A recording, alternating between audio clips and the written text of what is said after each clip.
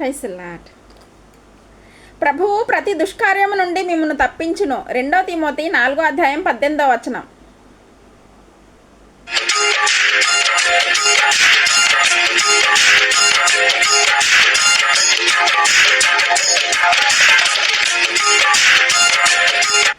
లోకంలో ఈ లోకయాత్రలో, ఈ ఆత్మీయ యాత్రలో అనేకమైనటువంటి దుష్ట కార్యములు ఎన్నో ఉన్నాయి, ఎన్నో జరుగుతున్నాయి. వాటన్నిటి నుండి కూడా దేవుడు నిన్ను ఏం చేస్తా అంటున్నాడు? తప్పిస్తాను, రక్షిస్తాను అన్నాడు.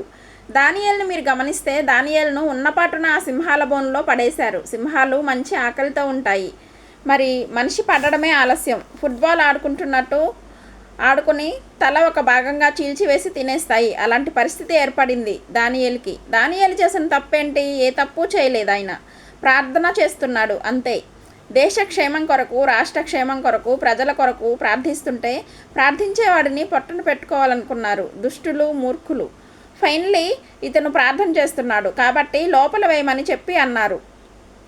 అక్కడ కూడా దేవుడు జయం ఇచ్చాడు. బోన్లో వేసినప్పుడు సింహాలు వచ్చి అతన్ని చీల్చి చెండాడి తినేస్తాయి అనుకున్నారు. కానీ అతను ఏ ప్రభునైతే, ఏ దేవుణ్ణైతే ఉదయమున, మధ్యాహ్నమున, సాయంకాలమున ప్రార్థన చేస్తూ సేవిస్తున్నాడో ఆ దేవుడు ఆయన్ని రక్షించాడు. ఆ ఉదయానికి రాజు వెళ్ళి అంటాడు, దానియేలా, నువ్వు బ్రతికి ఉన్నావా? నువ్వు అనుదినం సేవిస్తున్న నీ దేవుడు నిన్ను రక్షించాడా అని చెప్పి సింహాల బోను నుండి బయట నిలబడి అంటాడు. వెంటనే లోపల నుండి ఒక స్వరం, అందరినీ ఆశ్చర్యపరుస్తున్న ఒక స్వరం, దానియేలు యొక్క స్వరం వినిపిస్తుంది. నా దేవుడు తన దూతను పంపి నన్ను రక్షించాడు రాజా. ఆ సింహాలు నిన్నేం చేయలేదా? పిల్లల్లాగా నా చుట్టూ కూర్చున్నాయి. నేను ప్రార్థన చేస్తున్నాను రాత్రంతా, నాకేం భయం వేయలేదు. ఎందుకు? నా ఫ్రెండ్స్ అందరూ పక్కన కూర్చున్నారు. సింహాలు నోర్లు మూయించాడంట. దూత కంటికి కనపడలేదు, కానీ భక్తుని పక్కనే దూత ఉంది. నీ కంటికి కనపడట్లా, నిన్ను కాపాడే దూత నీ పక్కనే ఉంది. దేవుని బిడ్డ, దేవుని యందు భయభక్తి కలిగిన నీకు, నీ పిల్లలకు, నీ కుటుంబానికి ఎన్నో మరణాపాయాల్లో నుండి, ఎన్నో ప్రమాదాల నుండి దేవుడు దూతలు తప్పిస్తూ వచ్చాయి. మీకు తెలీదు ఎవరు తప్పించారో. అది అదృష్టం అనుకుంటున్నారా? కాదు. మీ లక్కు అనుకుంటున్నారా? కానే కాదు. మరి ఎవరు రక్షించారు? కృపగల దేవుడు, హల్లెలూయా, దయగల దేవుడు తన దూతలను పంపి మిమ్మల్ని రక్షించినందుకు ఒకసారి గట్టిగా దేవునికి స్తోత్రం చెల్లిద్దామా? Praise the lord. ఒక చిన్న కీర్తన పాడుకుందాం.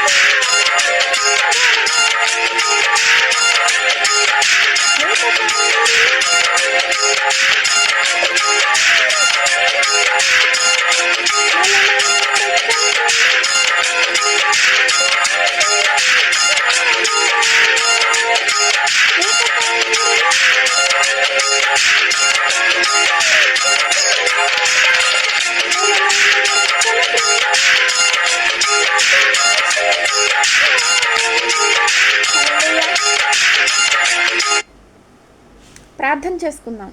Praise the lord.